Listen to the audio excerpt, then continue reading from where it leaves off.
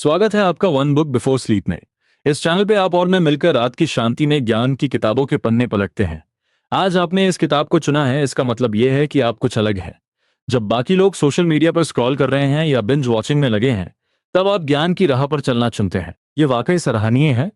आज हमारे साथ है एंचेरेडियम, जो स्टोइक दर्शन के गहरे सागर में डुबकी लगाने जैसा है। इस किताब का महत्व इस बात में है कि यह आपको जीवन की सच्चाइयों के साथ जुड़ने की प्रेरणा देती है। कुछ महान व्यक्तित्वों ने भी इस किताब की प्रशंसा की है। इस किताब के लेखक एपिक्टेटस, जो एक गुलाम से महान विचारक बने, उन्होंने जीवन के अनुभवों से प्रेरित होकर यह ज्ञानवर्धक लेखनी लिखी। उनकी यह रचना हमें अपने जीवन की उलझन को समझने का एक नया दृष्टिकोण देती है। अब शुरू करने से पहले एक बात बता दूं, ये एक विस्तृत अध्याय दर अध्याय सारांश है, तो थोड़ा लंबा होगा। कोई जल्दी नहीं है। अगर बीच में रुकना हो तो इस वीडियो को वॉच लेटर में सेव कर लीजिए या व्हाट्सएप पर खुद को भेज दीजिए, ताकि बाद में वहीं से शुरू कर सकें। तो चलिए आज की रात इस किताब के साथ बिताते हैं। एक अध्याय, एक विचार, एक सबक। शुरू करते हैं। एपिक्टेटस का जीवन एक गुलाम के रूप में शुरू हुआ, लेकिन उनके ज्ञान और दर्शन ने उन्हें यूनान के महान विचारकों में स्थान दिया। उन्होंने जीवन की कठिनाइयों और विपरीत परिस्थितियों से सीखते हुए एंचेरेडियम लिखा।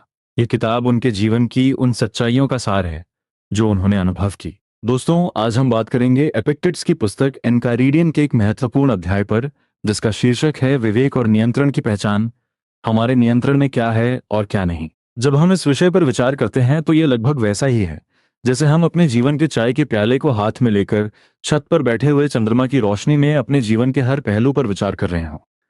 जरा सोचिए, हमारे जीवन में कितनी चीजें ऐसी हैं जिन पर हमारा कोई नियंत्रण नहीं है, जैसे मौसम, दूसरों की राय या फिर ट्रैफिक जाम। लेकिन क्या हम सच में इस बात को स्वीकार कर पाते हैं? एपिक्टेटस की शिक्षा हमें यही समझाने की कोशिश करती है कि विवेक का मतलब ही है ये समझना कि हमारे नियंत्रण में क्या है और क्या नहीं। जब आप इस विचार को गहराई से समझते हैं तो ये एक प्रकार की मुक्ति का एहसास दिलाता है। मान लीजिए आप अपने करियर में तरक्की करना चाहते हैं, लेकिन बॉस के निर्णय पर आपका नियंत्रण नहीं है। आपके हाथ में है मेहनत करना, ज्ञान अर्जित करना और सही समय पर सही निर्णय लेना। लेकिन जिस पल आप ये समझ जाते हैं कि प्रमोशन मिलना आपके नियंत्रण में नहीं है, उसी पल आपकी चिंता आधी हो जाती है। अब जरा अपने जीवन में उन क्षणों को याद कीजिए जब आप किसी चीज को लेकर अत्यधिक चिंतित थे और बाद में पता चला कि उसका समाधान आपके हाथ में था ही नहीं। ये वैसा ही है जैसे आप एक टूटी हुई छतरी के साथ बाहर निकल रहे हो और बारिश के रुकने का इंतजार कर रहे हो। छतरी ठीक करना आपके नियंत्रण में है, बारिश को रोकना नहीं। जब आप ये समझ जाते हैं कि अपनी छतरी को ठीक करके ही आप अपनी समस्या का समाधान कर सकते हैं, तो आप व्यर्थ की चिंता से मुक्त हो जाते हैं। एपिक्टेटस ये भी कहते हैं कि हमारा असली संघर्ष बाहरी घटनाओं से नहीं होता, बल्कि हमारी अपनी प्रतिक्रियाओं से होता है। ये मानो हमारे भीतर का एक धर्म युद्ध हो, जहां हमें लड़ाई अपने विचारों और भावनाओं से करनी होती है। अब सोचिए, जब आपके किसी करीबी दोस्त ने आपसे कोई कठोर शब्द कह दिया हो, तो आपका ध्यान कहाँ होना चाहिए? क्या आपको उनकी बातों पर ध्यान देना चाहिए जो आपके नियंत्रण से बाहर है, या अपनी प्रतिक्रिया पर जो आपके नियंत्रण में है? हम अक्सर भूल जाते हैं कि जीवन एक अनिश्चित सफर है, जैसा कि ट्रेन की लंबी यात्रा होती है जिसमें कई स्टेशनों पर रुकावट आती है। कभी कभी मौसम खराब होता है और कभी कभी ट्रेन लेट होती है। आपके हाथ में है कि आप इस सफर का मजा लें, खिड़की से बाहर के नज़ारों में खो जाएं, या फिर हर छोटी परेशानी पर नाखुश होते रहें। हमारे भारतीय परिवेश में परिवार और समाज की अपेक्षाएं भी हमारे जीवन में एक महत्वपूर्ण भूमिका निभाती हैं। हम अक्सर सोचते हैं कि लोग क्या कहेंगे, या फिर मेरे माता पिता मेरी इस निर्णय से खुश होंगे या नहीं। लेकिन क्या कभी आपने सोचा है कि दूसरों की अपेक्षाओं पर ध्यान देकर हम अपने विवेक और नियंत्रण की शक्ति को उनके हाथों में क्यों सौंप देते हैं? एपिक्टेटस की शिक्षा का सार यही है कि अपने विवेक का इस्तेमाल करिए, ये समझने के लिए आपका ध्यान कहाँ होना चाहिए। जब आप जानते हैं कि आपके नियंत्रण में क्या है, तब आप अपनी ऊर्जा को सही दिशा में लगा सकते हैं। मान लीजिए आप किसी परीक्षा की तैयारी कर रहे हैं। क्या आप परीक्षा के परिणाम पर ध्यान देंगे जो आपके नियंत्रण में नहीं है, या अपनी तैयारी और मेहनत पर जो आपके हाथ में है? तो दोस्तों, जब भी आपके जीवन में कोई परेशानी आए, बैठिए एक कप चाय के साथ और सोचिए कि इस स्थिति में आपके हाथ में क्या है। आपके विचार, आपकी मेहनत, आपकी प्रतिक्रियाएं। यही एपिक्टेटस की शिक्षा है। अपने जीवन को सरल बनाने की कला, भले ही परिस्थितियां कितनी भी जटिल हों। अब जब हम इस अध्याय को समेट रहे हैं, सोचिए कि आज रात आप क्या उस चिंता को छोड़ सकते हैं जो आपके नियंत्रण में नहीं है।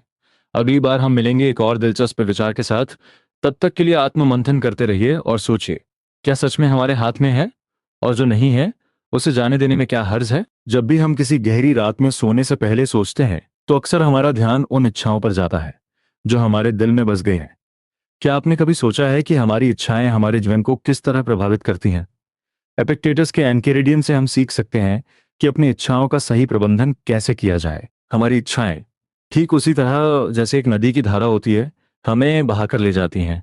कभी कभी ये इच्छाएं बहुत छोटी होती हैं, जैसे नए कपड़े खरीदने की चाहत, तो कभी ये इतनी बड़ी होती हैं कि हमारा पूरा जीवन चक्र इन्हीं के इर्द गिर्द घूमने लगता है। अब जरा सोचिए, अगर हम अपनी इच्छाओं को नियंत्रित कर सकें तो क्या हम अपने जीवन को एक नई दिशा नहीं दे सकते? एपिक्टेटस हमें बताते हैं कि इच्छाओं का प्रबंधन आत्म अनुशासन से शुरू होता है।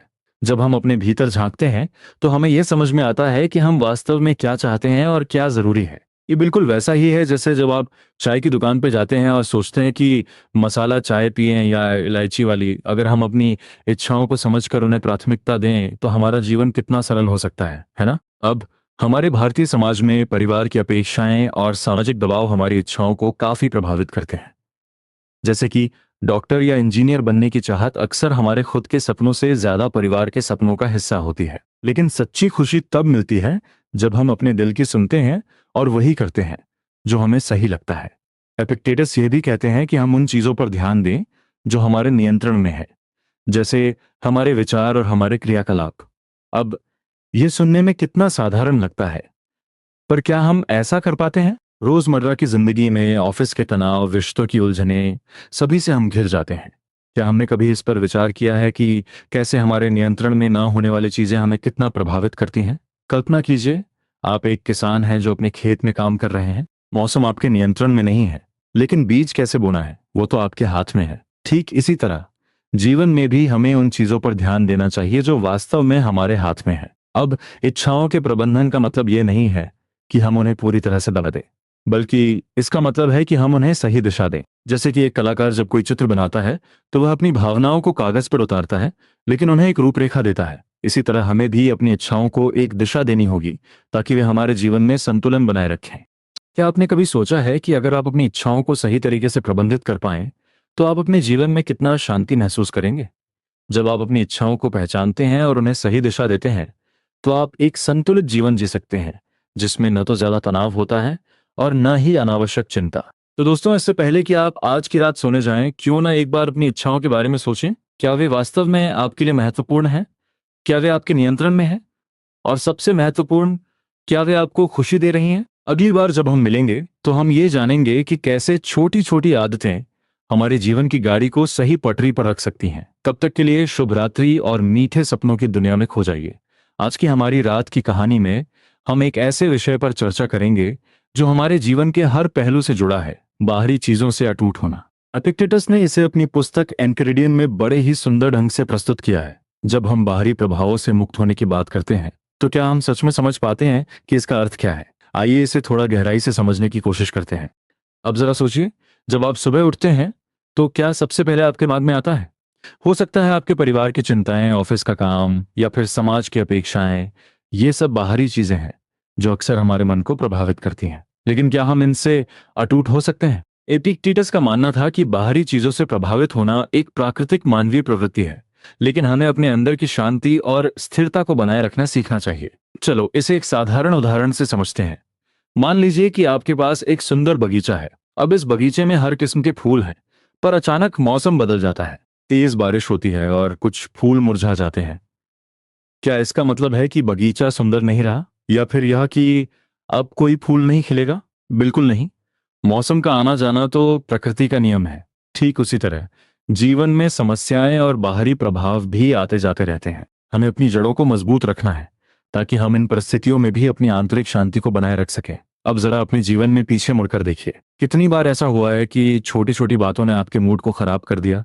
क्या कभी ऐसा हुआ है कि किसी की कही गई बात ने आपके पूरे दिन को प्रभावित किया? अगर हाँ, तो इसका मतलब है कि हम अभी भी बाहरी चीजों से प्रभावित होते हैं। एपिक्टेटस हमें सिखाते हैं कि हमें अपने विचारों और भावनाओं पर नियंत्रण रखने की आवश्यकता है। एक बार की बात है, एक साधु अपने शिष्य के साथ यात्रा कर रहा था। रास्ते में उन्हें एक नदी पार करनी थी। नदी के किनारे एक महिला खड़ी थी जो नदी पार नहीं कर पा रही थी। साधु ने महिला को अपनी बाहों में उठाकर नदी पार कराई और फिर उसे छोड़ दिया। शिष्य उस वक्त कुछ नहीं बोला, लेकिन उसके चेहरे पर असंतोष स्पष्ट था। कुछ देर बाद शिष्य ने साधु से पूछा, आपने एक महिला को क्यों छुआ? साधु ने हंसते हुए कहा, मैंने उसे तभी छोड़ दिया जब हमने नदी पार कर ली, लेकिन तुम अभी तक उसे मन में उठाए हुए हो। कितनी बार हम जीवन में ऐसी ही छोटी छोटी चीजों को अपने मन में पकड़ कर रखते हैं। क्या ये चीजें हमारी मानसिक शांति को भंग नहीं करती? बाहरी चीजों से अटूट होने का मतलब है कि हम इन अस्थायी घटनाओं को अपने अंदर न समेटे। आज के युग में जहां सोशल मीडिया, काम का दबाव और समाज की अपेक्षाएं हमें हर वक्त प्रभावित करती हैं, एपिक्टेटस की यह सीख अत्यंत महत्वपूर्ण बन जाती है। अगर हम बाहरी चीजों से प्रभावित होते रहे तो क्या हम कभी सच्चे अर्थों में स्वतंत्र हो पाएंगे? क्या हम अपनी खुशी के स्वयं मालिक बन पाएंगे? इसीलिए आइए, आज रात जब आप सोने जाएं तो इस बात पर विचार करें कि किन बाहरी चीजों ने आज आपको सबसे ज्यादा प्रभावित किया, और फिर सोचें कि कैसे आप कल इनसे अटूट रह सकते हैं। तो अगली बार जब आप किसी बाहरी चीज से प्रभावित हों तो जरा ठहरिए, सोचिए और खुद से पूछिए, क्या यह वास्तव में इतना महत्वपूर्ण है? आपके भीतर की शांति ही आपकी सबसे बड़ी शक्ति है, और यही वह सीख है जो हमें एपिक्टेटस से मिलती है। अब जब अगली बार मिलेंगे तो और भी दिलचस्प बातों पर चर्चा करेंगे। तो जुड़े रहिए हमारे साथ और सोचिए, क्या आप अपने भीतर की शक्ति को पहचान पा रहे हैं? शांति और समझबूझ की इस यात्रा में आपका स्वागत है। अगले अध्याय में मिलते हैं, तब तक शुभ रात्रि। आज की इस प्यारी और सुकून भरी रात में चलिए बात करते हैं एक ऐसे विषय पर जो हमारे जीवन की धुरी हो सकता है, स्वयं के कर्तव्यों का पालन, हमारे धर्म का पालन करना। ये तो आपने सुना ही होगा, धर्मो रक्षति रक्षितः। धर्म का पालन करने पर वह हमारी रक्षा करता है। लेकिन कभी कभी हमें समझ नहीं आता कि हमारा धर्म क्या है। आइए इस पर थोड़ी रोशनी डालें। एपिक्टेटस का यह विचार कि हमें अपने कर्तव्यों का पालन करना चाहिए बिल्कुल वैसा ही है जैसे हमारे दादा दादी कहानियों के जरिए हमें समझाते थे। जब हम अपने कर्तव्यों को निभाते हैं तो ये किसी चाय की प्याली की तरह होता है जिसकी हर घूंट में सुकून होता है। अब जरा सोचिए, क्या आपने कभी महसूस किया है कि जब आप किसी काम को पूरी सच्चाई और ईमानदारी से करते हैं तो अंत में आपको कैसी संतुष्टि मिलती है? ये संतुष्टि ही हमारे जीवन के असली अर्थ को समझने में मदद करती है। एपिक्टेटस हमें ये बताते हैं कि जीवन में हमें कई तरह की भूमिकाएं निभानी पड़ती हैं।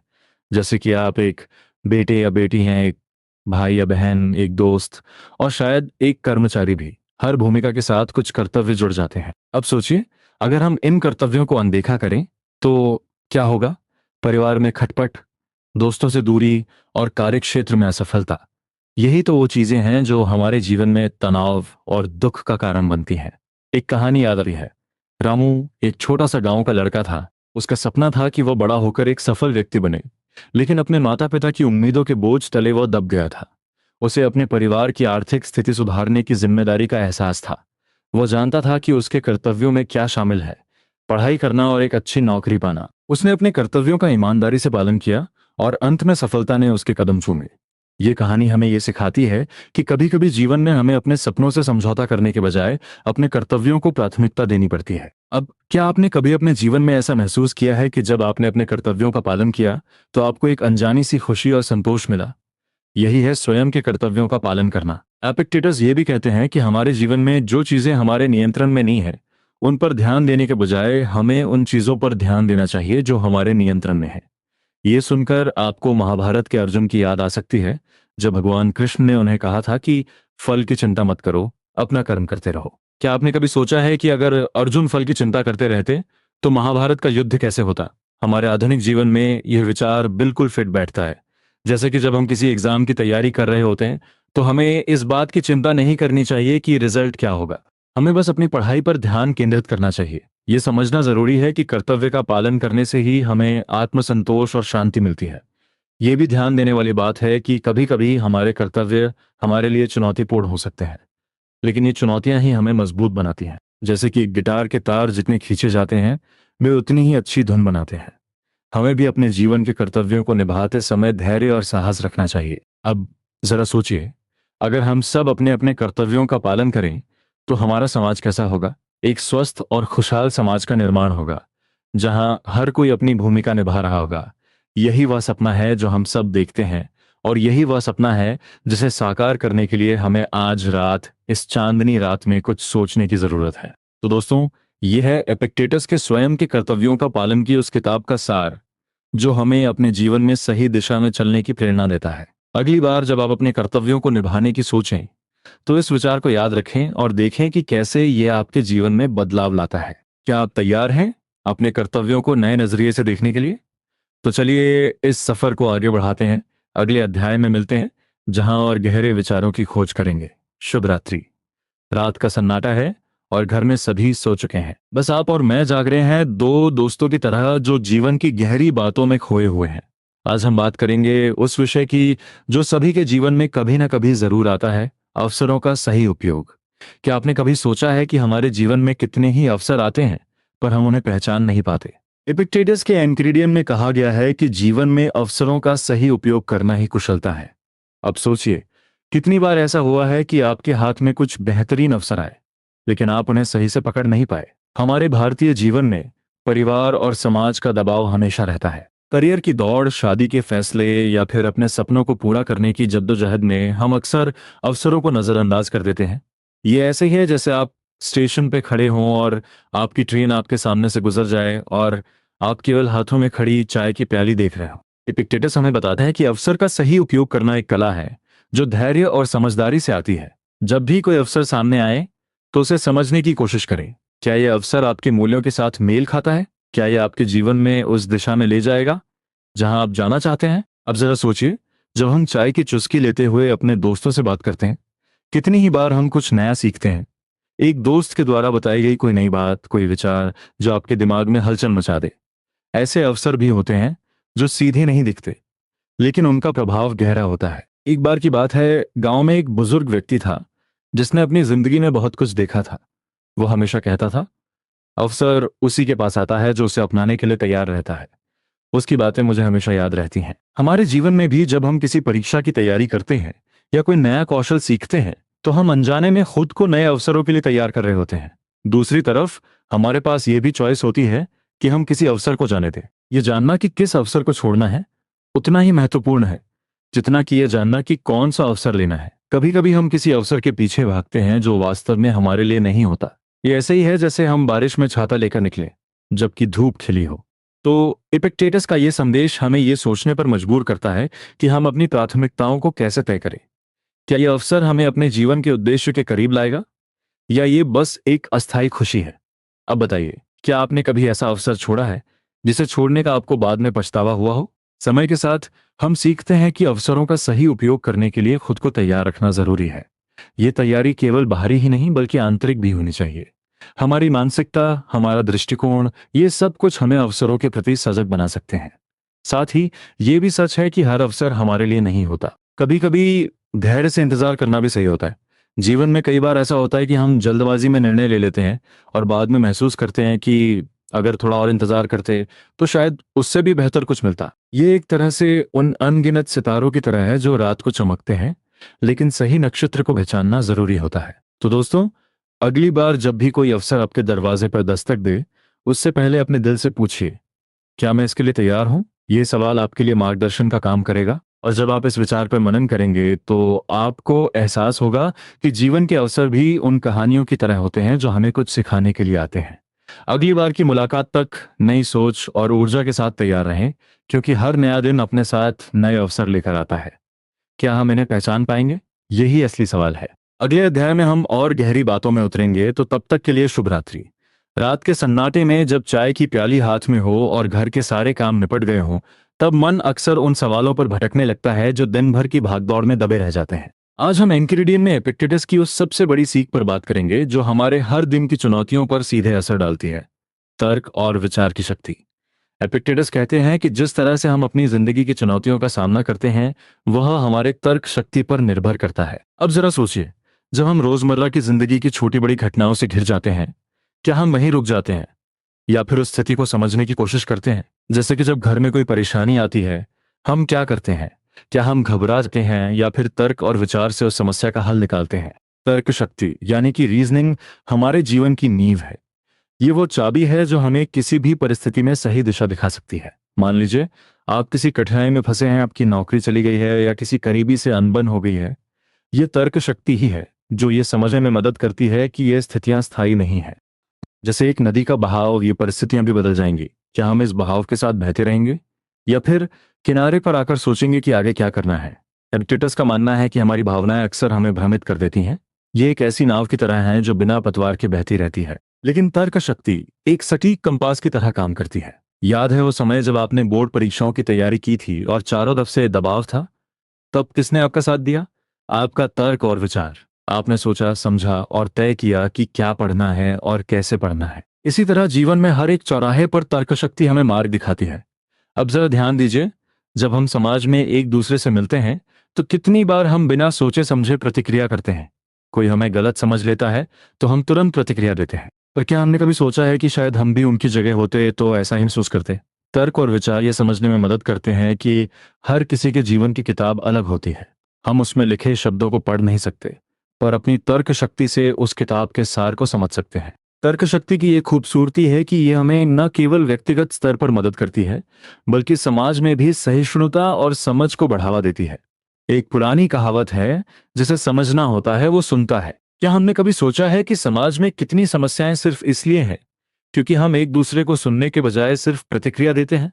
अगर हम तर्क के साथ सुने तो शायद कई समस्याएं हल हो जाए। आधुनिक युग में जब तकनीक हर दिन हमें नई नई चुनौतियों के सामने खड़ा करती है, तब यह तर्क शक्ति ही है जो हमें बदलाव के साथ तालमेल बिठाने में मदद करती है। इंटरनेट पर एक छोटी सी पूछताछ से हमें असीमित जानकारी मिल सकती है, लेकिन यह तर्क शक्ति ही है जो हमें यह तय करने में मदद करती है कि कौन सी जानकारी सही है और कौन सी नहीं। एपिक्टेटस ये भी सिखाते हैं कि तर्क शक्ति का विकास कोई एक दिन का काम नहीं है, यह एक सतत प्रक्रिया है। जैसे एक किसान अपने खेत में रोज मेहनत करता है, हम भी अपने तर्क शक्ति के विकास के लिए रोज अपने विचारों को तराश सकते हैं। क्या हमने कभी अपनी रोजमर्रा की समस्याओं को हल करने के लिए अपने भीतर झांकने की कोशिश की है? जब हम अपनी सोच को स्पष्ट करते हैं तो हमारे निर्णय भी स्पष्ट होते हैं। आखिरकार एपिक्टेटस का संदेश यही है कि अगर हम अपनी तर्क शक्ति का सही उपयोग करें तो हम किसी भी तूफान का सामना कर सकते हैं। तर्क वह दीपक है जो अंधकार में राह दिखाता है। तो आइए, अगली बार जब हम किसी चुनौती के सामने खड़े हों तो अपनी तर्क शक्ति को एक मित्र की तरह सम्मान दें और देखें कि यह हमें कहाँ ले जाती है। अब जब हम इस गहरी बातचीत के अंत में पहुंचे हैं तो सोचिए, कल जब आप किसी नई चुनौती से रूबरू होंगे तो क्या आप अपनी तर्क शक्ति का सहारा लेंगे? अगली बार हम इसी तरह की एक और दिलचस्प चर्चा के लिए मिलेंगे। तब तक इस विचार पर मंथन करें कि आपकी तर्क शक्ति आज की रात में आपके लिए क्या कर सकती है। शुभ रात्रि। आज की रात हमने एक गहरी बात करनी है, स्वयं की संतुष्टि। एपिक्टेटस की किताब एनकिरिडियन से यह विचार आपके साथ साझा करना चाहता हूं। आप सोच रहे होंगे, स्वयं की संतुष्टि आखिर क्या है? ये तो एक ऐसी कला है जिसे अगर आप एक बार सीख लें तो जीवन में कितनी ही उथल पुथल क्यों न हो, आप हमेशा एक ठोस जमीन पर खड़े रहेंगे। अब जरा सोचिए, जब कभी आप खुद को आईने में देखते हैं, क्या वो व्यक्ति आपको संतुष्ट दिखाई देता है या फिर आपको लगता है कि कुछ कमी है, कुछ और हासिल करना बाकी है? एपिक्टेट्स कहते हैं कि संतुष्टि का बीज बाहर नहीं बल्कि आपके भीतर है। जैसे सुबह की पहली चाय की चुस्की में वो मिठास होती है जो आपके दिन की शुरुआत को सुखद बना देती है, वैसे ही जब आप खुद से संतुष्ट होते हैं तो जीवन का हर लम्हा एक विशेष आनंद से भर जाता है। लेकिन यह संतुष्टि आती कहाँ से है? क्या यह बाहरी चीजों से आती है या यह हमारे अपने विचारों का परिणाम है? बहुत बार हम अपने परिवार या समाज के दबाव में आकर वह करते हैं जो हमसे अपेक्षित होता है। करियर का चुनाव हो या जीवन साथी का, हम दूसरों की राय को इतना महत्व देते हैं कि अपनी खुशी को ही भूल जाते हैं। लेकिन एपिक्टेट्स हमें याद दिलाते हैं कि स्वयं की संतुष्टि बाहरी अपेक्षाओं को पूरा करने से नहीं बल्कि अपनी अंतरात्मा की आवाज सुनने से आती है। सोचिए, जब आप वो काम करते हैं जो सच में आपको पसंद हो, तब कितनी संतुष्टि मिलती है। उदाहरण के लिए, अगर आप डॉक्टर बनना चाहते थे लेकिन परिवार के दबाव में आकर इंजीनियर बने, तो क्या आपको उसमें वही खुशी मिलेगी? एक बार की बात है, जब मैं अपने एक दोस्त के घर गया। वह एक बड़ा अधिकारी था, उसके पास सब कुछ था, बड़ी गाड़ी, बड़ा घर, हर चीज, लेकिन उसके चेहरे पर संतोष की कमी स्पष्ट दिखाई दे रही थी। वह मुझसे कहने लगा, मेरे पास सब कुछ है लेकिन फिर भी कुछ खालीपन है। मैंने उससे कहा, तुम्हारे जीवन में क्या सच में तुम्हारी खुशी के लिए जगह है या सब कुछ बस दूसरों को दिखाने के लिए है? एपिक्टेटस के विचारों के अनुसार ये खालीपन इसलिए होता है क्योंकि हमने अपनी संतुष्टि को बाहरी चीजों से जोड़ दिया होता है। हम अक्सर सोचते हैं कि जब हमें नई नौकरी मिलेगी तब हम खुश होंगे, जब नया घर खरीदेंगे तब संतुष्टि मिलेगी। लेकिन ये रेत के महल की तरह होता है जो एक हल्की सी हवा से गिर सकता है। एपिक्टेटस हमें सिखाते हैं कि संतुष्टि को बाहरी चीजों में नहीं बल्कि अपने नियंत्रण में आने वाली चीजों पर ध्यान देकर प्राप्त करना चाहिए। अर्थात अपने विचारों और अपनी प्रतिक्रियाओं पर ध्यान दें क्योंकि वही आपके सच्चे सुख के स्रोत है। अब जरा सोचिए, क्या आप अपनी खुशियों का नियंत्रण दूसरों के हाथ में देना चाहते हैं या खुद के? जब आप अपने विचारों और भावनाओं के स्वामी बन जाते हैं तो जीवन में आने वाले उतार चढ़ाव का असर आपके मन स्थिति पर नहीं होता। जैसे बारिश के बादल चाहे जितने घने हों, सूरज की किरणें कहीं ना कहीं से रास्ता बना ही लेती हैं, वैसे ही अपनी संतुष्टि का रास्ता खुद बनाना पड़ता है। तो आज रात ये विचार कीजिए कि क्या आप सच में संतुष्ट हैं? अगर नहीं, तो कौन सी चीजें आपके जीवन में इस संतुष्टि को बाधित कर रही हैं? क्या वे बाहर की चीजें हैं या आपके भीतर का कोई विचार या भावना? और अंततः एपिक्टेटस की यह शिक्षा कि संतोष स्वयं में खोजें, यह हमें सिखाती है कि हम अपने जीवन के शिल्पकार हैं। जैसे एक मूर्तिकार पत्थर को तराश कर एक सुंदर मूर्ति बनाता है, वैसे ही हम अपने जीवन को संवार सकते हैं। अगली बार जब हम मिलेंगे, हम और गहराई से समझेंगे कि कैसे यह संतोष आपकी दुनिया को बदल सकता है।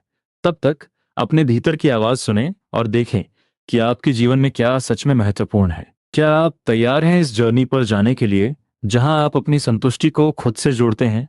अगली मुलाकात में हम इसी को और छूने का प्रयास करेंगे। तब तक शुभ रात्रि।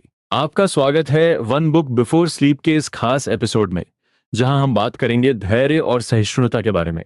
एक ऐसा विषय जो शायद हर किसी के जीवन का हिस्सा है, चाहे वो किसी भी उम्र या पृष्ठभूमि के हों। जब हम बात करते हैं धैर्य की, तो क्या आपके मन में कभी ये ख्याल नहीं आता कि आजकल की भागदौड़ भरी जिंदगी में धैर्य का क्या काम? हर चीज तो फटाफट चाहिए, सब कुछ तुरंत मिल जाए। मगर अगर हम थोड़ा सोचें, तो पाएंगे कि धैर्य हमारे जीवन का एक ऐसा पहलू है जो हमें स्थिरता और शांति की ओर ले जाता है। सोचिए, जब आप किसी लंबी ट्रेन के सफर पे होते हैं और ट्रेन बिना रुके चलती जाती है, कभी कभी वो धीमी हो जाती है, कभी तेज, लेकिन अंत में वो आपको आपकी मंजिल तक ले ही जाती है। इसी तरह धैर्य भी जीवन की ट्रेन है। अगर हमने धैर्य खो दिया, तो हम सफर का आनंद नहीं ले पाएंगे। एपिक्टेटस, जो एक महान स्टोइक दार्शनिक थे, उनके अनुसार धैर्य रखना एक कला है। वो कहते हैं कि बाहरी घटनाओं पर हमारा नियंत्रण नहीं होता, लेकिन हमारे प्रतिक्रियाओं पर होता है। अब जरा सोचिए, अगर बारिश हो रही है और आपको जल्दी कहीं पहुंचना है, तो गुस्सा करने से बारिश तो नहीं रुकेगी, पर हाँ, आप छतरी लेकर या रेनकोट पहनकर निकल सकते हैं। ये धैर्य और समझ का ही तो कमाल है। अब बात करते हैं सहिष्णुता की। सहिष्णुता का मतलब केवल सहन करना नहीं होता, बल्कि समझदारी से सहन करना होता है। जैसे घर में जब सभी लोग अपने अपने विचार रखते हैं, तो हमें बीच का रास्ता निकालना होता है। अगर हम हर बात पे नाराज होने लगे, तो घर का माहौल कैसा होगा? यहाँ सहिष्णुता का महत्व समझ आता है। एक बार की बात है, एक गांव में दो पड़ोसी थे। एक का नाम रामू था और दूसरे का श्यामू। रामू हमेशा शिकायत करता रहता था कि श्यामू का पेड़ उसके घर की छत पर झुक रहा है। एक दिन रामू ने ठान लिया कि वो पेड़ को काट देगा। श्यामू ने उसे समझाया कि पेड़ से हमें फल मिलता है, छाया मिलती है और ये हमारे पर्यावरण के लिए अच्छा है। रामू ने श्यामू की बात सुनी और उसने धैर्य और सहिष्णुता से सोचा। धीरे धीरे रामू ने महसूस किया कि पेड़ उनके दोनों के लिए कितना महत्वपूर्ण है। हमारे जीवन में भी कई बार ऐसे ही छोटे छोटे मुद्दे होते हैं। अगर हम धैर्य और सहिष्णुता से काम लें, तो न सिर्फ हम अपने रिश्तों को बचा सकते हैं, बल्कि उन्हें और मजबूत भी बना सकते हैं। महात्मा गांधी का एक कथन है कि सच्चाई के बिना धैर्य का कोई अर्थ नहीं है। ये कथन हमें यह समझाता है कि धैर्य को सही दिशा में रखना कितना महत्वपूर्ण है। जब हम धैर्य को सच्चाई और सहिष्णुता के साथ जोड़ते हैं, तभी हम सही मायनों में जीवन की कठिनाइयों का सामना कर सकते हैं। आज की दुनिया में जहां हर चीज की रफ्तार तेज हो गई है, धैर्य और सहिष्णुता हमारे लिए और भी महत्वपूर्ण हो गए हैं। चाहे वो ऑफिस की राजनीति हो या परिवार की छोटी छोटी बातें, अगर हम धैर्य और सहिष्णुता के रास्ते पर चलें, तो हर समस्या का हल संभव है। तो दोस्तों, आज जब आप सोने जाएं, तो जरा सोचिए कि क्या आपके जीवन में धैर्य और सहिष्णुता का सही उपयोग हो रहा है। क्या आप अपने आप में वह स्थिरता महसूस कर पा रहे हैं जो आपको शांति की ओर ले जाती है? अगर नहीं, तो आज से ही इस दिशा में प्रयास शुरू करें। और इसी के साथ हम अगले अध्याय में देखेंगे कि कैसे ये स्टोइक विचारधाराएं हमारे रोजमर्रा के जीवन को और भी अर्थपूर्ण और सार्थक बना सकती हैं। तो बने रहिए हमारे साथ, क्योंकि वन बुक बिफोर स्लीप में आपके लिए बहुत कुछ है। शुभ रात्रि। धीमी हवा में झूलते हुए पेड़ों की तरह हम सब समाज में अपनी जड़ें जमा रहे हैं। एंचेरिडियम के इस अध्याय में एपिक्टेटस हमें यह समझने की कोशिश करते हैं कि समाज में कैसे समायोजित हो। समाज के साथ संतुलन का मतलब केवल बाहरी तालमेल नहीं है, बल्कि ये हमारे अंदर की शांति से भी जुड़ा है। क्या हमने कभी सोचा है कि क्यों समाज की अपेक्षाएं अक्सर हमें बोझिल कर देती हैं? एपिक्टेटस कहते हैं कि समाज में समायोजन का पहला कदम है अपनी अंतरात्मा की आवाज सुनना। अब जरा सोचिए, क्या हमें हमेशा दूसरों की अपेक्षाओं पर खरा उतरना चाहिए, या फिर क्या हमें कभी अपनी इच्छाओं पर भी ध्यान देना चाहिए? जैसे एक संगीतकार अपने वाद्य के तारों को सही सुर में मिलाता है, वैसे ही हमें भी अपनी इच्छाओं और समाज की अपेक्षाओं के बीच संतुलन बनाना चाहिए। भारतीय जीवन में भी यह एक गहरा सत्य है। हम अक्सर परिवार की आशाओं और करियर के दबाव के बीच झूलते रहते हैं। जैसे चाय के कप में अदरक और इलायची का संतुलन जरूरी होता है, वैसे ही जीवन में यह संतुलन महत्वपूर्ण है। एक कहानी याद आती है। राम की, जो एक छोटे से गांव से शहर बड़ा बनने आया था। परिवार की उम्मीदों और आधुनिक जीवन के संघर्षों में उसने खुद को खो दिया। पर एक दिन पुराने बरगद के नीचे बैठकर उसने सोचा, क्या वो जीवन जी रहा है या केवल समाज का दबाव सह रहा है। एपिक्टेटस का कहना है कि आत्मनिरीक्षण से ही हमें सही दिशा मिल सकती है। हमें समझना होगा कि हमारी प्राथमिकताएं क्या है। क्या हमने कभी खुद से यह सवाल किया है कि हमारी खुशियां कहाँ हैं? क्या हमें दूसरों के सपनों के पीछे भागना चाहिए या फिर अपने सपनों को साकार करने की कोशिश करनी चाहिए? एपिक्टेटस हमें याद दिलाते हैं कि जीवन में स्थिरता लाना आवश्यक है, जैसे एक नाविक अपने जहाज को स्थिर जल में ले जाता है। क्या हम अपनी सोच और भावनाओं को स्थिर कर सकते हैं, चाहे समाज कितना भी अशांत क्यों ना हो? अपने अनुभवों से सीखना और उन्हें अपने जीवन की कहानी में पिरोना हमें समाज के साथ संतुलन में रहने में मदद करता है। आज के डिजिटल युग में सोशल मीडिया के जरिए हम एक आभासी समाज का हिस्सा बन गए हैं, लेकिन क्या हमने कभी सोचा है कि ये आभासी समाज कितना असली है? हम जैसे ही किसी तस्वीर पर लाइक करते हैं, असली खुशियों की परिभाषा बदल जाती है। एपिक्टेटस की सलाह यही है कि हमें इस आभासी दुनिया से ऊपर उठकर वास्तविक सुख की तलाश करनी चाहिए। समाज के साथ संतुलन का अर्थ केवल बाहरी व्यक्तित्व में नहीं, बल्कि आंतरिक शांति में भी है। जीवन की गाड़ी को सही दिशा में चलाने के लिए हमें अपने दिल और दिमाग के बीच तालमेल बनाना होगा। जैसे एक अच्छी किताब पढ़ने के बाद हम शांति महसूस करते हैं, वैसे ही सही संतुलन हमें सुकून देता है। एपिक्टेटस के विचार हमें ये सोचने पर मजबूर करते हैं कि क्या हम सच में वही हैं जो समाज हमें दिखाता है, या फिर हमारे भीतर कुछ ऐसा है जो समाज से परे है। क्या हमने कभी अपने भीतर की आवाज को सुना है? जब हम समाज के लिए जीते हैं, तब हम अपनी असली पहचान खो देते हैं। समाज के साथ संतुलन का अर्थ है अपनी असली पहचान को बनाए रखना और दुनिया को उसी रूप में देखना। जैसे हम रात के आकाश में तारों की ओर देखकर खुद को छोटा और विशाल दोनों महसूस कर सकते हैं, वैसे ही समाज में हमें अपनी जगह समझनी होगी। हमें यह भी समझना होगा कि समाज का हिस्सा बनने के लिए खुद को खो देना जरूरी नहीं है। हमें अपनी विशिष्टता को बनाए रखते हुए समाज के साथ चलना है। इस अध्याय का अंत इस अद्भुत विचार से होता है कि संतुलन का अर्थ है समाज का हिस्सा बनकर भी अपनी आत्मा की स्वतंत्रता को बनाए रखना। क्या हम इस स्वतंत्रता को पा सकते हैं, या क्या हम समाज के भंवर में खो जाएंगे? इस पर विचार कीजिए और चलिए अगली रात के लिए तैयार होते हैं, जब हम एक और अध्याय की खोज करेंगे। तब तक के लिए शुभ रात्रि। रात के इस सन्नाटे में जब चाय का प्याला हाथ में हो और जीवन का भार कंधों पर, तब अक्सर हम अपने आप से पूछते हैं, क्या मैं सही कर रहा हूं, या क्या मैं इस लायक हूं? ऐसे सवाल हमारे मन में उठते हैं और दिल में हलचल पैदा करते हैं। तो चलिए आज हम एक पुराने विचारक की किताब से कुछ सीखने की कोशिश करते हैं। ये विचारक हैं एपिक्टेटस और उनकी किताब का नाम है एनकिरिडियन। इसमें एक बहुत महत्वपूर्ण और दिल को छू लेने वाला अध्याय है, स्वयं पर विश्वास। अब जरा सोचिए, अपने आप पर विश्वास का मतलब क्या है? क्या ये केवल एक जुमला है जिसे हम बार बार दोहराते हैं, या ये वास्तव में हमारे जीवन में कुछ मायने रखता है? एपिक्टेटस का कहना है कि स्वयं पर विश्वास करना हमारे जीवन का मूल आहार होना चाहिए। जब हम अपने आप पर विश्वास करते हैं तो हम उस ताकत को पहचानते हैं जो हमारे अंदर है। ये विश्वास हमें विपरीत परिस्थितियों में भी खड़ा रहने की शक्ति देता है। महाभारत के अर्जुन को ही देख लीजिए, कितनी बार वह हतोत्साहित हुए, लेकिन कृष्ण के मार्गदर्शन में उन्होंने अपने आप पर विश्वास करना सीखा और युद्ध के मैदान में विजयी हुए। जीवन में कितनी बार ऐसा होता है कि हम दूसरों के विचारों से प्रभावित हो जाते हैं। हमें लगता है कि अगर फला फला व्यक्ति ने हमें कमतर समझा तो शायद हम सच में कमतर हैं। लेकिन यहाँ एपिक्टेटस हमें याद दिलाते हैं कि हमारे अपने विचार ही हमारे असली मित्र हैं। जैसे कभी कभी चाय में चीनी की मिठास हमें चाय की कड़वाहट से बचाती है, वैसे ही हमारे अपने सकारात्मक विचार हमारे जीवन की कड़वाहट को कम कर सकते हैं। अब एक कहानी सुनिए जो शायद आपके दिल को छू जाए। एक छोटा सा गांव था जहां एक लड़का रहता था। वह पढ़ाई में बहुत अच्छा था, लेकिन पैसों की कमी के कारण उसकी पढ़ाई रुक गई। गांव वालों ने उसे ताना दिया, लेकिन उसकी मां ने हमेशा उसे प्रोत्साहित किया कि वह अपने आप पर विश्वास बनाए रखे। उसने घर के काम करते हुए अपनी पढ़ाई जारी रखी और आखिरकार वह एक सफल अभियंता बना। ये वही आत्मविश्वास था जिसने उसे आगे बढ़ाया। इसी तरह हमारे जीवन में भी कई बार हमें अपनी ताकत पर यकीन करना पड़ता है। चाहे किसी प्रोजेक्ट में असफलता का डर हो या करियर में असमंजस, हमें याद रखना चाहिए कि असफलता केवल एक कदम होती है, मंजिल नहीं। क्या कभी आपने सोचा है कि अगर सोने की तरह चमकना है तो धूप की तपिश भी सहनी होगी? आज के आधुनिक जीवन में जहां सोशल मीडिया पर हर कोई अपनी सफलता की कहानियां साझा करता है, वहां अपने आप पर विश्वास बनाए रखना और भी जरूरी हो जाता है। हर किसी की अपनी यात्रा होती है और हम सबके पास अपनी अपनी चुनौतियां होती हैं। जब हम अपने आप को दूसरों से तुलना करना बंद कर देते हैं, तब हम असल में खुद को पहचान पाते हैं। ये ठीक वैसा ही है जैसे जब हम अपने गार्डन में हर रोज पानी देते हैं तो धीरे धीरे फूल खिलने लगते हैं। खुद पर विश्वास उस गार्डन की देखभाल की तरह होता है। एपिक्टेटस हमें बताते हैं कि अपने आप पर विश्वास केवल एक मानसिक स्थिति नहीं है, यह हमारे व्यवहार में दिखना चाहिए। जैसे कि भारत में हम अक्सर कहते हैं, जो बोएंगे वही काटेंगे।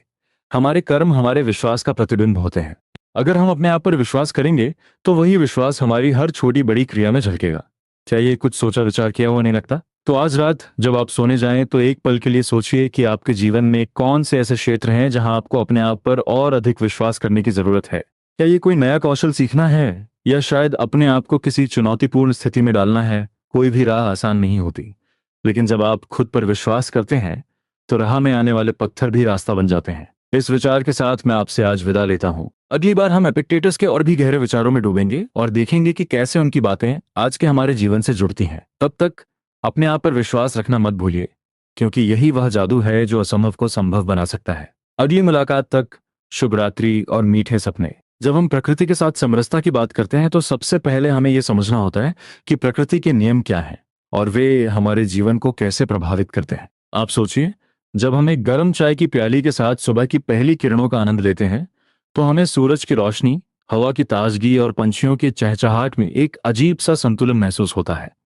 ये संतुलन, ये समरसता ही वह है जो एपिक्टेटस के एनक्रेडियन में प्रकृति के साथ संतुलित जीवन जीने की बात करती है। प्रकृति हमें ये सिखाती है कि हमारे जीवन में हर चीज का एक समय और स्थान होता है। जैसे एक पेड़ अपने समय पर फल देता है, वैसे ही हमारे जीवन में भी हर चीज का एक सही समय होता है। अब जरा सोचिए, अगर हम आम के पेड़ से जनवरी में फल की उम्मीद करें तो क्या वह सही होगा? बिल्कुल नहीं। इसी तरह जीवन के निर्णय भी सही समय पर लेने चाहिए। अगर हम चीजों को उनकी प्रकृति के अनुसार नहीं समझेंगे तो निराशा और खिन्नता ही हाथ आएगी। अब एक छोटी कहानी पर गौर कीजिए। ये कहानी है एक युवक की जो अपने करियर को लेकर परेशान था। उसके माता पिता चाहते थे कि वह इंजीनियर बने, समाज चाहता था कि वह सफल हो, लेकिन उस युवक का मन कला में रमता था। उसने अपने दिल की आवाज सुनी और कला के क्षेत्र में कैरियर बनाने का निर्णय लिया। शुरुआत में उसे कठिनाइयों का सामना करना पड़ा, लेकिन क्योंकि उसने अपने स्वभाव और प्रकृति के साथ समरसता में निर्णय लिया था, धीरे धीरे सफलता उसके कदम चूमने लगी। ये कहानी हमें यह सिखाती है कि जब हम अपनी प्रकृति के अनुसार चलते हैं तब ही हम सच्ची संतुष्टि प्राप्त कर सकते हैं। एपिक्टेटस ने भी यही कहा है कि हमें अपने नियंत्रण में आई चीजों पर ध्यान देना चाहिए और जो हमारे नियंत्रण में नहीं है उसे स्वीकार करना चाहिए। अब सोचिए, कितनी बार हम उन चीजों के लिए परेशान होते हैं जिन पर हमारा नियंत्रण नहीं होता, जैसे बारिश रुकने का इंतजार, ट्रेन के समय पर आने की उम्मीद, या फिर किसी की पसंद को बदलने की कोशिश। यह सब हमारी शक्ति से बाहर है। जब हम प्रकृति के साथ समरसता में रहने की बात करते हैं तो हमें यह समझना होता है कि हर समस्या के साथ उसका समाधान भी होता है। जैसे रात के बाद सवेरा आता ही है, वैसे ही कठिनाइयों के बाद खुशियों का भी आगमन होता है। ये एक प्राकृतिक नियम है। हमें सिर्फ धैर्य रखना होता है और सही समय का इंतजार करना होता है। जो लोग अपने जीवन में प्रकृति के नियमों के अनुसार चलते हैं वे अक्सर शांतिपूर्ण और संतुष्ट जीवन जीते हैं। वे छोटी छोटी चीजों में खुशियां ढूंढ लेते हैं। याद रखिए, जैसे एक नदी अपने प्रवाह को नहीं रोकती, वैसे ही जीवन की हर परिस्थिति में बेहतरी की ओर बढ़ते रहना चाहिए। प्राचीन दार्शनिकों ने प्रकृति को अपना गुरु माना और उससे जीवन जीने की कला सीखी। क्या हम भी ऐसा नहीं कर सकते? एक बार सोचिए, जब हम अपने जीवन में संतुलन बनाकर चलते हैं तो कितनी चीजें खुद ब खुद सही हो जाती हैं। जैसे परिवार के साथ समय बिताने से रिश्तों में मिठास आना, अपने स्वास्थ्य का ध्यान रखने से जीवन में उत्साह और ऊर्जा का लौटना। तो क्या हम अपनी दिनचर्या में छोटी छोटी चीजें नहीं बदल सकते? जैसे सुबह की सैर, पौधों की देखभाल, अपनों के साथ वक्त बिताना। ये सब हमें प्रकृति के करीब ले आते हैं। प्रकृति के साथ जुड़कर हम जीवन के असली अर्थ को समझ सकते हैं। अब जब हम इस विचार के अंत तक पहुंचे हैं तो एक सवाल मन में उठता है, क्या हम अपने जीवन में यह समरसता ला सकते हैं? और अगर हाँ, तो कैसे? इस यात्रा में हमारे अगले पड़ाव पर हम और भी गहराई से इस विषय का अन्वेषण करेंगे। क्या आप तैयार हैं? अगली बार जब हम मिलेंगे हम उन कदमों की बात करेंगे जो हमें प्रकृति के साथ समरस जीवन की ओर ले जाते हैं। तब तक के लिए सोचिए और महसूस कीजिए इस विचार की गहराई को। अगली मुलाकात में हम इस यात्रा को और भी रोचक बनाएंगे। तब तक शुभ रात्रि। रात का वह समय है जब हम अपने भीतर की आवाज को सुन सकते हैं, जब हर बात का मतलब थोड़ा गहरा लगता है। ऐसे में अगर हम अनुशासन की बात करें तो ये एक ऐसी चीज है जो हमारे जीवन की नींव बन सकती है। अनुशासन क्या है?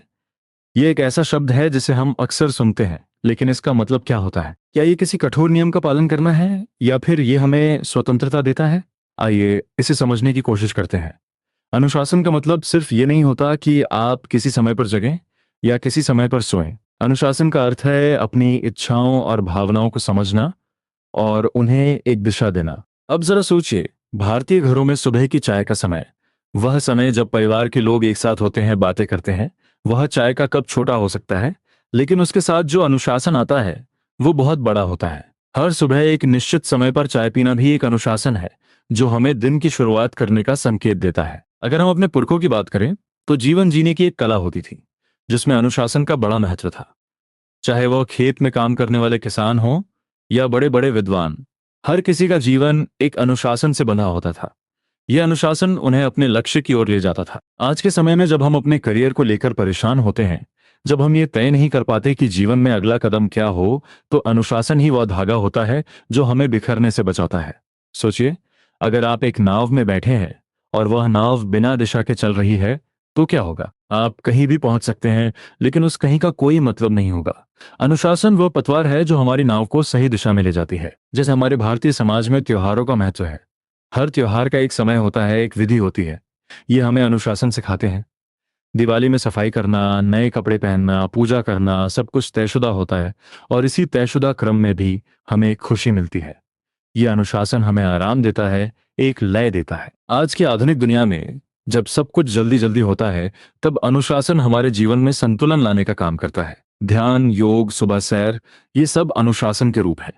जब आप अपने शरीर और मन को अनुशासन में ढालते हैं, तब आप अपने जीवन को एक नया रूप देते हैं।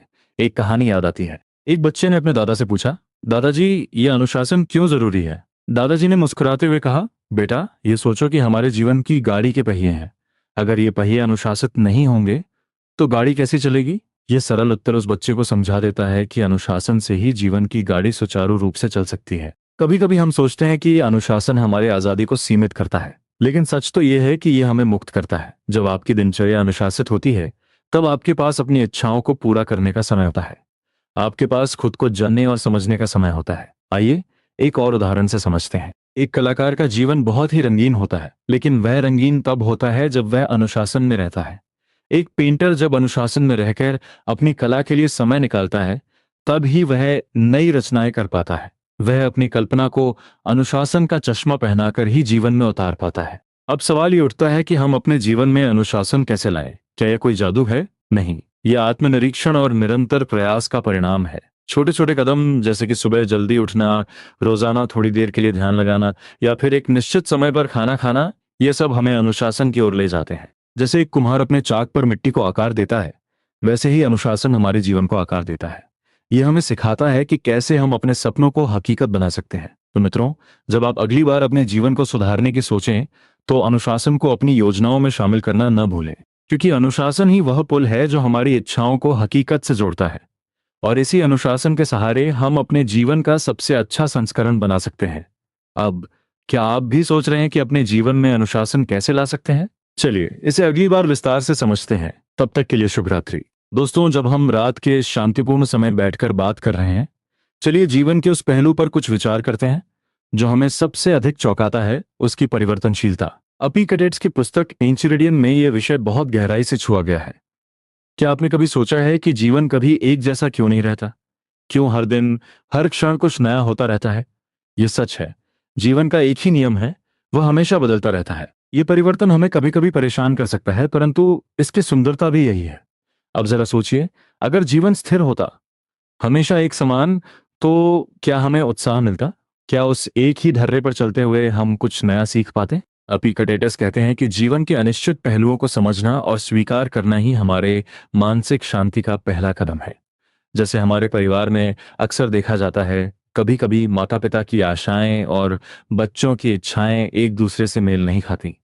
ये जीवन का स्वाभाविक परिवर्तन ही है। क्या हमने सोचा है, माँ बाप का सपना है कि बच्चे डॉक्टर बने, पर बच्चे का मन संगीत में बसता है। ऐसे में किसका सपना पूरा हो? इन परिस्थितियों में जब हम इसे जीवन के स्वाभाविक परिवर्तन के हिस्से के रूप में देखते हैं, तो हम न केवल अधिक समझदार बनते हैं, बल्कि अपने रिश्तों को भी बेहतर बना पाते हैं। जीवन में परिवर्तन का सामना उसी तरह करना चाहिए जैसे हम गर्मी की धूप में ठंडी छांव की तलाश करते हैं। हम हर दिन चाय पर दोस्तों के साथ बैठते हैं और बातचीत में खो जाते हैं। कभी हमारे मन में सवाल आता है, कल क्या होगा? लेकिन अगर हम ये मान लें कि जीवन का हर पल एक नई संभावना लेकर आता है, तो शायद ये सवाल हमारे लिए चिंता का नहीं, बल्कि उत्सुकता का कारण बने। एपिक्टेटस का कहना है कि हमें वही करना चाहिए जो हमारे नियंत्रण में है और बाकी परिवर्तन को सहजता से स्वीकार करना चाहिए। उदाहरण के लिए, आपने ट्रेन पकड़ने की कोशिश की लेकिन वह छूट गई। अब आपके पास दो विकल्प हैं। या तो आप उस छूटी हुई ट्रेन के बारे में सोच सोच कर अपना समय खराब करें, या फिर अगले अवसर का इंतजार करें और नए अनुभवों के लिए तैयार रहें। ये बदलाव हमारी नौकरी में भी होता है। आज की दुनिया में जहां नौकरी बदलना आम बात हो चुकी है, वहां इस विचार को अपनाना और भी जरूरी हो जाता है। कभी कभी हमें यह नहीं पता होता कि अगला अवसर कहां से आएगा, परंतु ये हमें जीवन के अप्रत्याशित सुंदरता का एहसास कराता है। सोचिए कि आपके पास दो बीज हैं। एक बीज वही है जिसे आप हर साल बोते हैं, लेकिन दूसरा बीज नया है। आप जानते हैं कि पुराना बीज क्या परिणाम देगा, पर नए बीज के बारे में आप नहीं जानते। क्या आप नए बीज को नहीं बोएंगे केवल इसलिए कि आप नहीं जानते कि वह क्या देगा? जीवन में परिवर्तन के साथ गले मिलना ठीक वैसा ही है। यह हमें सिखाता है कि जब अनिश्चितता हमारे द्वार पर दस्तक देती है, तब भी हमें डरना नहीं चाहिए, बल्कि उस नए परिदृश्य को अपने जीवन का हिस्सा बना लेना चाहिए। तो दोस्तों, रात के इस गहरे सन्नाटे में जब हम इस विचार को अपने भीतर उतारते हैं, हमें एपिक्टेटस की इस अनमोल सीख को याद रखना चाहिए। जीवन में अनिश्चितताएं हैं, परिवर्तन है, कुछ भी स्थिर नहीं है। आज जो है वो कल नहीं रहेगा, परंतु यही जीवन की खूबसूरती है, यही उसकी वास्तविकता है। क्या हम इस परिवर्तनशील जीवन को गले लगाकर उससे सीख नहीं सकते? क्या हम अपने जीवन को नए ढंग से देखने की कोशिश नहीं कर सकते? यही एपिक्टेट्स की सीख, यही हमारी आज की रात की कहानी है। अब अगली बार जब हम मिलेंगे तो हम इस विचार का और गहराई से अध्ययन करेंगे। तब तक सोचिए कि कैसे आप अपने जीवन के अनिश्चित पहलुओं को गले लगाकर उसे और सुंदर बना सकते हैं। अगली बार की मुलाकात तक शुभ रात्रि और मीठे सपने। रात का वक्त है जब सब कुछ शांत होता है और दिल से दिल की बातें होती हैं। आइए आज एक ऐसी किताब की बातें करें जो हमें जीवन और मृत्यु के बारे में गहरी समझ देती है। हम बात कर रहे हैं एपिक्टेट्स की एनक्रेडियन की। इस अध्याय में हम मृत्यु का सामना कैसे करें और जीवन का असली अर्थ क्या है, इन सवालों पर विचार करेंगे। अब जरा सोचिए, मृत्यु का ख्याल आते ही हमारे मन में कैसी हलचल होती है। ये एक ऐसा विचार है जो हमें डराता है, सवालों से घेर लेता है, परंतु एपिक्टेट्स हमें एक अलग नजरिए से देखने के लिए प्रेरित करते हैं।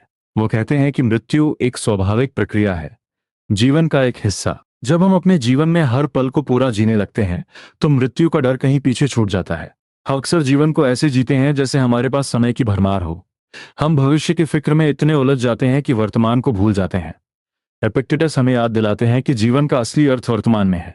ये बात वैसी ही है जैसे अम्मा की रसोई में ताज़ा ताज़ा बनी चाय की खुशबू, जिसे हम जल्दी में नज़रअंदाज कर देते हैं, लेकिन जब उस चाय की चुस्की लेते हैं तो उसका स्वाद हमारी आत्मा को सुकून देता है। क्या आपने कभी सोचा है कि हम अक्सर जीवन और मृत्यु के बीच कितना समय बर्बाद कर देते हैं चिंता में? जैसे कि अगर एक नौकरी में तरक्की नहीं हुई तो जीवन व्यर्थ हो गया। लेकिन एपिक्टेट्स हमें सिखाते हैं कि बाहरी चीजों की तुलना में हमारी आंतरिक शांति कहीं अधिक महत्वपूर्ण है। ये वैसा ही है जैसे बरसात की पहली बूंदों के साथ मिट्टी की खुशबू, वह अनमोल होती है, भले ही वह बाहरी रूप से कुछ खास ना दिखे। हमारे समाज में अक्सर हमें सिखाया जाता है कि सफलता और असफलता ही जीवन के मापदंड है, लेकिन वास्तविकता इससे परे है। जीवन का असली अर्थ तब तक अधूरा है जब तक हम अपने भीतर झांक कर नहीं देखते। एपिक्टेटस की बातें हमारे जीवन के उन सरल लेकिन अनदेखे पहलुओं पर प्रकाश डालती हैं जिन्हें हम हमेशा नजरअंदाज करते आए हैं। अब जरा सोचिए, जीवन और मृत्यु का यह चक्र वैसा ही है जैसे वृक्षों में पत्तों का झरना और नए पत्तों का उगना। क्या हम पत्तों के गिरने पर दुखी होते हैं? नहीं, क्योंकि हमें पता है कि नए पत्ते फिर आएंगे। इसी सोच के साथ जब हम जीवन को देखते हैं तो मृत्यु का भय धीरे धीरे कम हो जाता है। मैं एक कहानी याद करता हूं, जब हमारे पड़ोस की एक बुजुर्ग दादी ने अपनी जिंदगी के आखिरी दिनों में कहा कि उन्होंने जीवन भर कई रिश्ते बनाए, कई सपने देखे, लेकिन अंत में उन्हें जो खुशी मिली वह उनके बच्चों की हंसी में थी। एपिक्टेटस हमें यही समझाने की कोशिश करते हैं कि जीवन की कीमत बाहरी सफलताओं में नहीं, बल्कि उन रिश्तों और पलों में है जो दिल से दिल को जोड़ते हैं। क्या हम इस जीवन को केवल एक दौड़ समझते हैं या फिर इसे एक यात्रा मानकर हर पल का आनंद लेते हैं?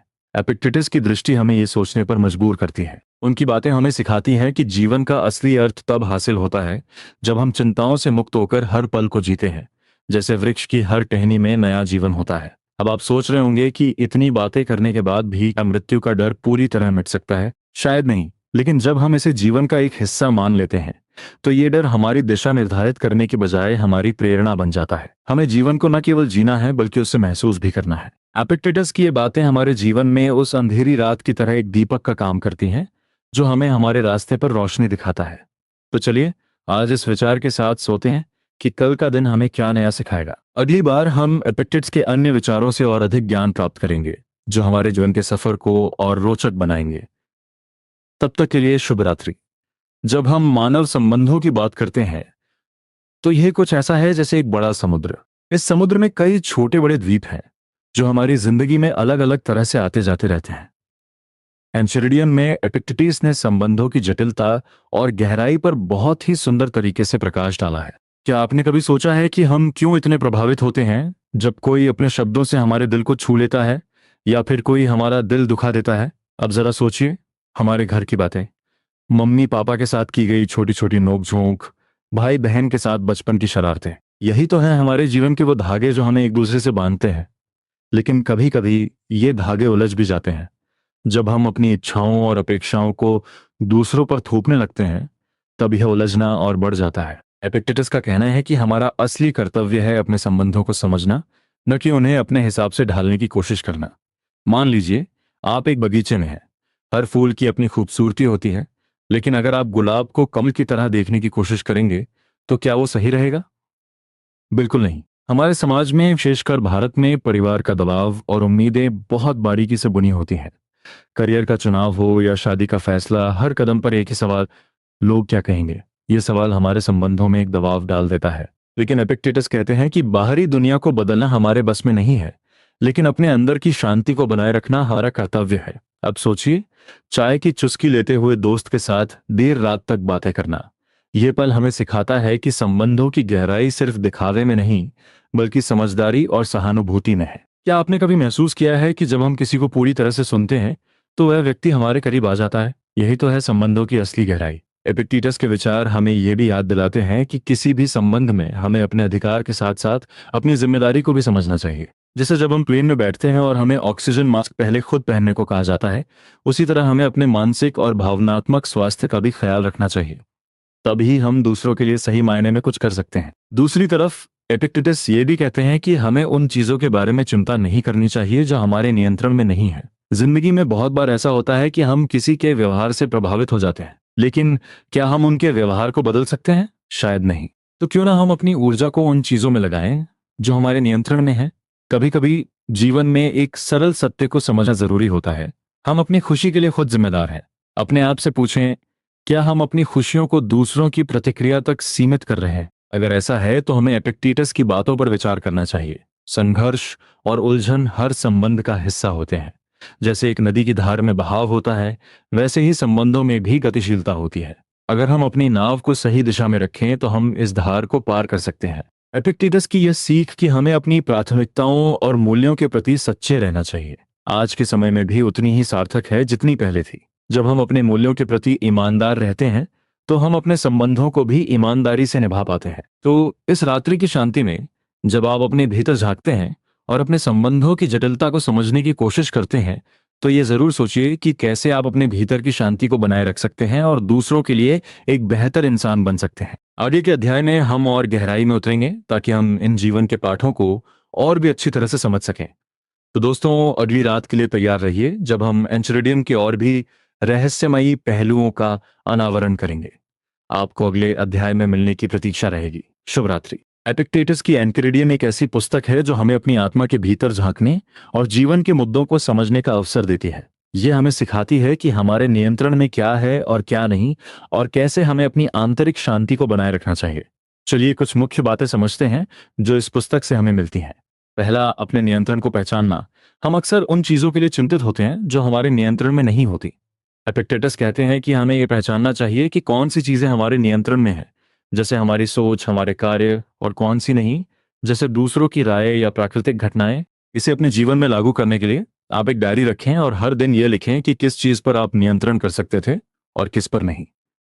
दूसरा, अनासक्ति का अभ्यास करें। यह समझना कि जो चीजें हमारे नियंत्रण में नहीं है उनसे हमें भावनात्मक रूप से नहीं जुड़ना चाहिए। इंडियन परिवारों में हम अक्सर रिश्तेदारों की उम्मीदों से प्रभावित होते हैं। यह समझना जरूरी है कि उनकी अपेक्षाएं हमारी खुशी का मापदंड नहीं होनी चाहिए। तीसरा, धैर्य और अनुशासन।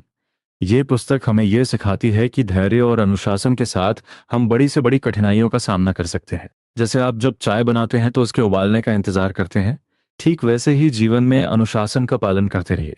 चौथा, अपने विचारों को नियंत्रित करें। हमारे विचार ही हमारे जीवन की दिशा तय करते हैं। एपिक्टेटस हमें अपने विचारों को सकारात्मक और रचनात्मक बनाए रखने के लिए प्रेरित करते हैं। रोज एक सकारात्मक विचार पर ध्यान केंद्रित करने की कोशिश करें, जिससे आपका दिन बेहतर हो सके। इन मुख्य बिंदुओं पर विचार करें और देखिए कि आपका जीवन कैसे बदल सकता है। आपके अंदर की शांति ही आपकी सबसे बड़ी ताकत है। जाने से पहले मुझे बताइए, नीचे कमेंट में कम से कम एक विचार लिखिए जो आपके दिल को छू गया। कोई कॉन्सेप्ट जो आपकी सोच बदल दे, कुछ जो आप आजमाना चाहें। आपकी बात किसी और के लिए प्रेरणा बन सकती है। और अगर इस सारांश ने आपको कुछ नया सिखाया, एक नई सोच दी या बस एक शांत रात दी, तो इसे किसी ऐसे इंसान के साथ शेयर कीजिए जिसे इसकी जरूरत हो। सब्सक्राइब कीजिए वन बुक बिफोर स्लीप को और बेल आइकन दबाइए ताकि कोई नया सारांश न छूटे। हर हफ्ते हम एक शांत रात में एक महान किताब के साथ बैठते हैं, इस विश्वास के साथ कि ज्ञान अच्छे से बांटा जाए तो जिंदगी बदल सकता है। अगली बार तक पढ़ते रहिए, बढ़ते रहिए और याद रखिए, हर छोटा कदम मायने रखता है। अगली किताब में मिलते हैं। शुभ रात्रि।